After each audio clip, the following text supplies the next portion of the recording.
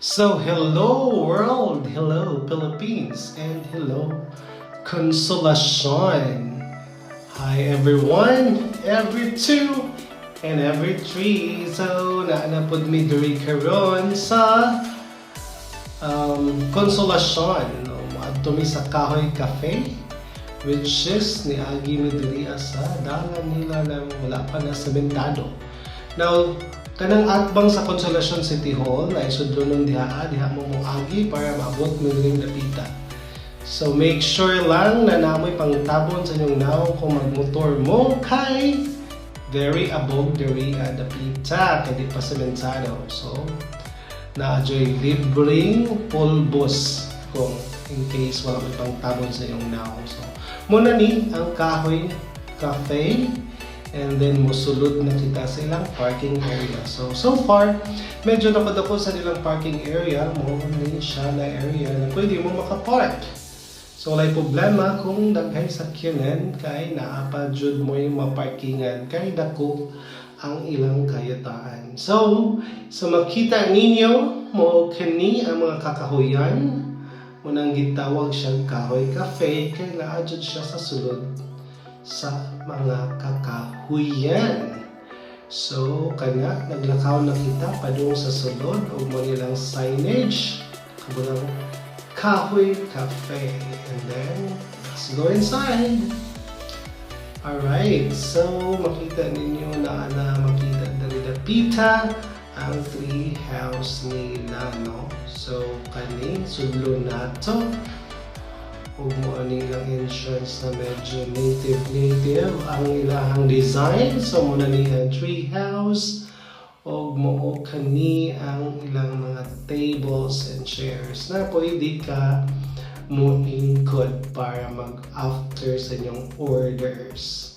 So ito ipakita ang tree house nila, no, kung unsa siya kanindot. So mo kani muna ang tree house nila and dilipod ka pwede. Now, kani siya is by Greenland Cabins. So, kato na area, ako ipakita sa inyo sa padong ang Greenland Cabins. No? Galing lang dita, pwede makasulod kay di sila mo allow. O pasulod ditong dapita. O yes, na maniduyan-duyan daring dapita sad.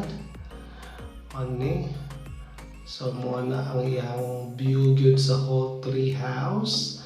Muna ang whole area na where you can look for areas hasa mo mag-ingkod. And dari muna ang area going sa cabins, Greenland Cabins, no?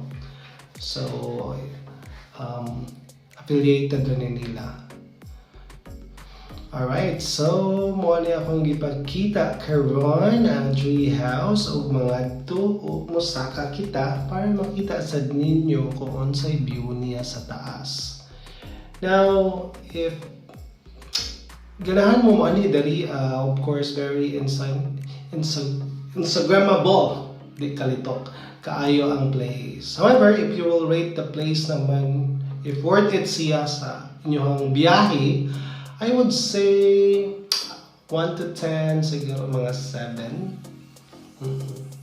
Now, pasulod ta, pasaka niya ita, sabay pasulod. So, musakad ta, tanaw na to ang view na naata sa taas, no, sa ilang second floor. Kanito makita ang atop.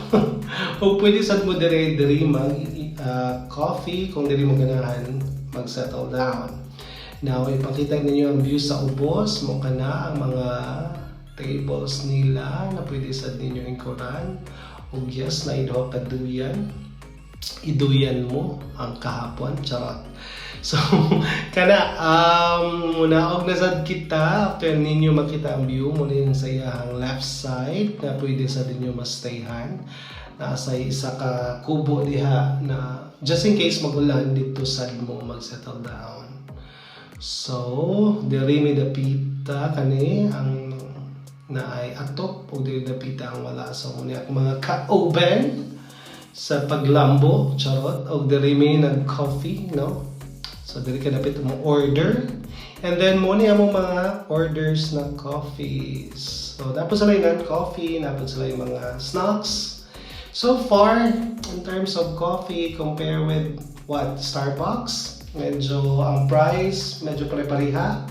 However, ang lasa medyo lahi ragyod ang Starbucks. Pero medyo okay lang. So, for sa mga na-order, medyo tamis-tamis siya. So, okay lang. In terms of coffee naman is the standard. So, ang siguro unique na way lang nila is kanilang pa-effect na nai-nani. So, I don't know unsay pangalan ani, nakalimot ko, pangutana di kung unsa ni, but mo ning gi-order sa isa sa amo ang kauban o kana amo pang gibidiwan kung unsaon pagbubo aning coffee dito sa ilang gibutang na murag ice cream or ice cream kana. And then if mapansin ninyo marag nasayop ning pagkabubuha kay wala pa di ay ni na siya na press, no? Kay kinahanglan i-press down pa ninimo kana so i-press down and up pa sa kauban since wa pa siya kabalo kung unsaon jud kung up or down, so mo ba nang gitudluan. So kani yan sa ding ibalik kay i-press down na sad kana og ibo-bo na ang coffee. So mura na ang unique niya ani Daring Dapita, but in terms naman so other mga coffee shop, so far medyo okay lang. So kana lang og kinsa tong ganahan mo bisita diri, you can just visit the place if you want and enjoy their coffee. All right, buyers, thanks for watching.